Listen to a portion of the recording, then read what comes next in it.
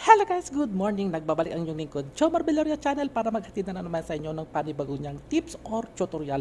Alam nyo ba na ang lahat ng mga activities natin dito sa ating cellphone ay recorded ni Lolo? Kaya dapat linisin natin ito para sa ating data privacy. So, now, intro, pasok!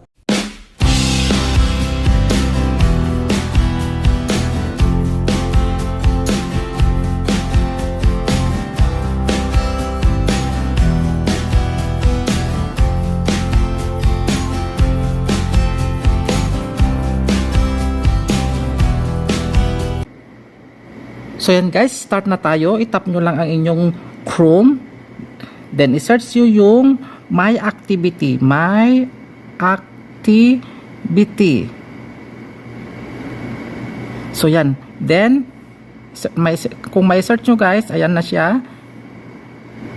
Then, pindutin nyo ulit itong My Activity, itong kulay blue na to. Ayan. So now, yan guys, yung mga na ginagawa natin dito sa ating cellphone na naka-recorded kay Google. So lahat ng mga ginagawa natin guys, ayan na siya, lalabas dyan sa mapa messenger, mas pa video na may pinapanood natin, lahat ng mga activities na ginagawa natin sa ating cellphone recorded ni YouTube. Kaya dapat natin burahin. Now, kapag na nyo guys, nakita nyo na yan, then makikita nyo itong filter by date and product. I-tap nyo lang guys yung delete.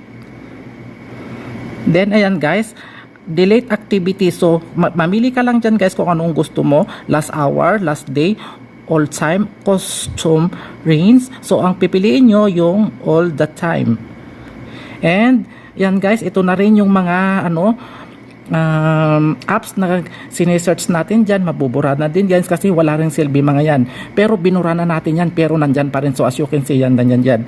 Ayan, so ayan guys, ayan na siya. Then in-next na lang natin guys,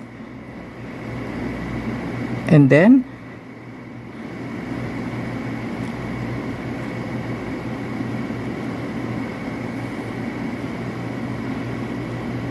delete. And then, got it. Ayan, ganun lang guys. Wala na yung mga activities na sinesearch natin. Lahat ng mga ginagawa natin sa Google. Ayan, thank you for watching.